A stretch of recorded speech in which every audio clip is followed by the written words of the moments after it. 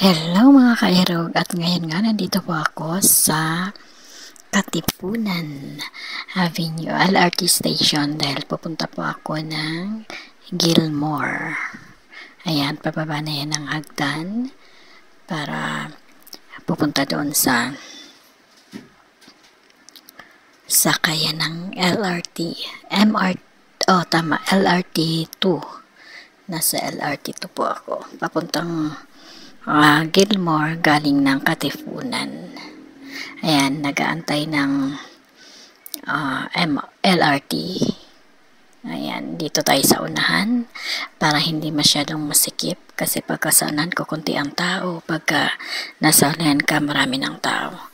Kaya dito tayo sa medyo unahan ng konti para hindi tayo siksikan. Ayan. At ayan na nga, mga kairog. Ayan na.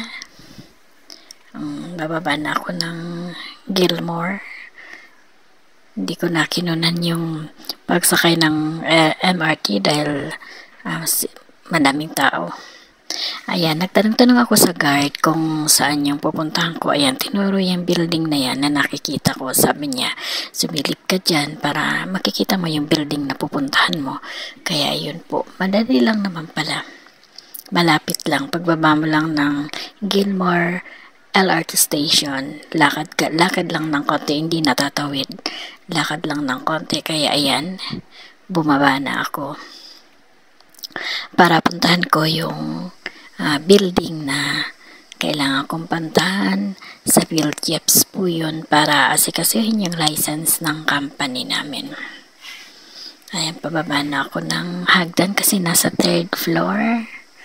Ayun, kaya medyo mahaba-habang babaan ng hagdan. Buti na lang pababa.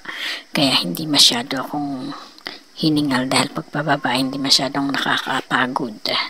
Ayan, at lumabas na nga po tayo. Ayan, di Aurora Boulevard po yan. Yung street na yan na nakikita nyo. Uy, ang dami pagkain. Ayan, may mga nagbibenta rin ng mga pagkain dito.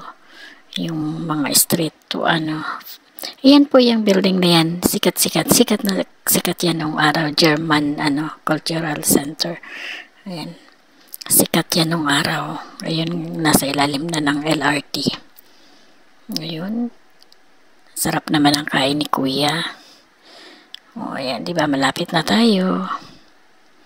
Medyo traffic ng konti, tsaka napakainit. Buti na lang may nasa ilalim ng LRT, medyo natakpan yung kainitan. Ayan, at malapit na tayo sa aking pupuntahan. Yung mataas na building na yan. Yan po yan. AAP ang pangalan ng building. Ayan po. Nasa 5th floor daw yung PhilJeps. Kaya yan, pupuntahan na natin. Dito tayo sa may guard magtanong. Ayan. Napakainit mga kairog. Kaya wala tayong magawa kasi part ng trabaho natin. Ayan, pumasok na nga po ako. Nagtanong na sa guard, nagbigay ng ID at nagbigay ng number, nag-registered. Ayan. At dito na nga po ako sa elevator.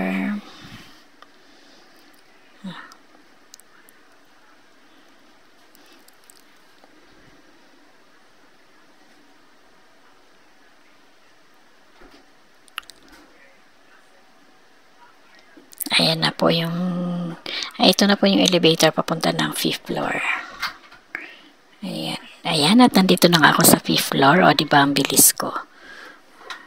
O, diba, andito na ako sa 5th floor. Ayan yung labas ng PhilJeps. Ang ganda, diba? Ayan, sa labas pa lang, ang ganda ng nila. Kakayos. At ayan, bago po ako, disclaimer lang po bago ako video niyan, nagtanong muna ako, nagpaalam na kung pwedeng videohan ko, pwede ako mag-video, pwede naman daw, wala naman daw problema. Kaya nakapag-video ako. Ayan, o, diba? kairog o post niyan. O, sino ka dyan? Diba? Ayan. Post yan sa loob ng PhilJeps. Dahil pumayag naman sila. Wala naman daw problema. Kasi first time ko makarating dito. O, diba? Tinuruan nila ako dyan kung paano magkayan. Pinagamit nila ako nung laptop nila. Kasi sabi ko, kininto ko sa kanila na bago lang ako. Ayan, pinagamit nila ako para makapag-register. Ayan.